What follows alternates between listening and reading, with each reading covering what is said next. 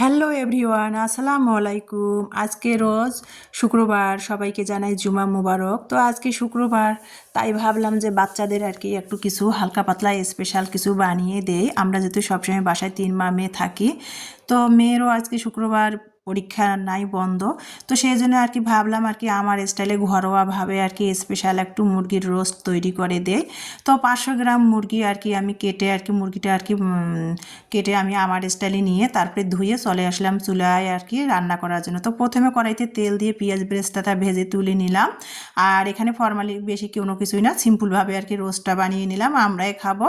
তো যার ফলে দেখেন আমি কিন্তু পেঁয়াজ বেরেস্তাটা তুলে নিয়ে এখন কিন্তু আমি ওই তেলের মধ্যে কিন্তু আমি ওই যে আর কি মুরগিগুলো আর কি মুরগির কেটে রাখা যে মুরগির পিসগুলো লবণ দিয়ে আমি মেখে রেখে দিয়েছিলাম, তো সেটাই আমি তেলের মধ্যে দিয়ে হালকা করে একটু ভেজে নিলাম।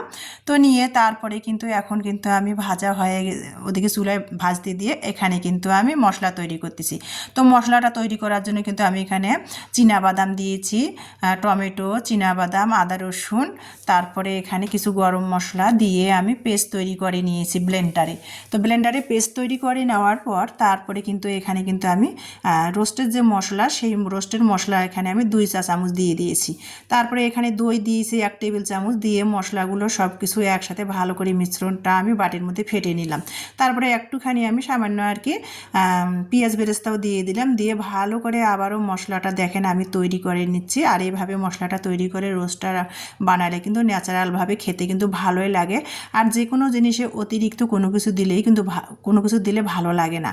সব কিছু আর কি হালকা পাতলা করে আর কি বা মিডিয়ামভাবে রান্না করলে আমার মনে হয় ভালো হয়। অতিরিক্ত কোনো কিছু মশলা দিয়ে যে কোনো জিনিস রান্না করলে যে টেস্ট হবে তার কোনো কিন্তু মানে নাই।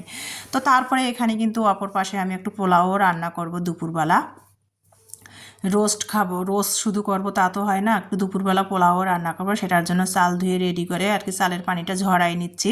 তো তারপরে দেখেন মুরগির রোস্টের জন্য মশলাটা তৈরি করে নিলাম। এখন কিন্তু আমি ওই যে ওই তেলের মধ্যে এখন আমি কিছু পেঁয়াজ দিয়ে দিয়েছি সামান্য একটু, আর তারপরে গরম মশলা দিয়েছি। তোমার গরম মশলা বলতে মানে সাদা এলাচি, দারচিনি, তেজপাতা, লবঙ্গ, গোলমরিচ, মানে এই গরম মশলাগুলো দিয়ে দিয়েছি তেলের মধ্যে।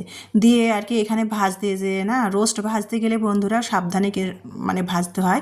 এখানে রোস্টটা ভাজতে যে হঠাৎ করে আমার চোখের মধ্যে তেল এসে ফুটে পড়েছে।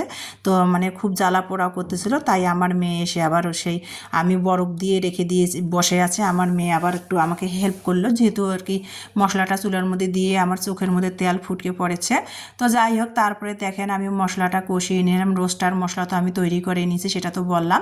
তারপরে এখানে লবণ দিয়ে দিয়েছি, আর এখানে একটু মরিচের গুঁড়া দিয়েছি 1/2 চা চামচের পরিমাণ দিয়ে, তারপরে গরম মশলার গুঁড়া বলতে মানে একটু মানে শুকনো আর কি জিরার ফাঁকি দিয়েছি।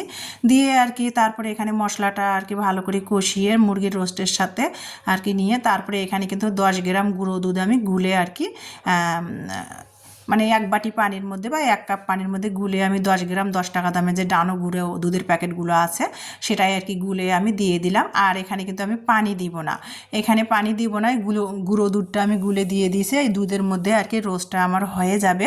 তো দেখেন তারপরে কিন্তু এখানে আমি কোনো ঘিও ব্যবহার করি নাই। আর আমার বাচ্চারা সব খাবারে ঘি দিলে পছন্দ করে না, আমার বাচ্চাও আমার স্বামীও। তো যাই হোক, তারপরে কিন্তু আমি শুধু গুঁড়ো দুধ দিয়ে আর কি আমি রোস্টটা রান্না করে নিলাম, আর কোনো পানি দেই নাই। লো হিটে দিয়ে রোস্টটা রান্না করে নিলাম, নিয়ে নামাবার আগে একটু পেঁয়াজ বেরেস্তা ছড়াই দিয়েছি আর কি, দিয়ে তারপরে দেখেন নামিয়ে নিলাম। ঘরোয়াভাবে আমি কিভাবে আমার স্টাইলে মুরগির রোস্ট তৈরি করলাম, স্পেশাল শুক্রবার বলে কথা। তো উপরে একটু পেঁয়াজ বেরেস্তা মানে ছিটিয়ে দিয়ে তারপরে নামিয়ে নিয়ে এই যে দেখেন দুপুরবেলা মুরগির রোস্ট ঘরোয়া স্টাইলে আর পোলাও আর কি সাদা পোলাও। তো মানে সেটা আর কি দুপুরের খাবার। আর অফ ক্যামেরাতে একটু গাজর, টমেটো, শসা সালাদ বানিয়ে নিয়েছি, আর বেগুন ভাজি করে নিয়েছি। সেটা দিয়ে বিসমিল্লাহ করে বন্ধুরা দুপুরে শুক্রবার দুপুরের খাবার খাচ্ছি বন্ধুরা। তো ভিডিওটা আজকে এই পর্যন্ত, আল্লাহ হাফেজ।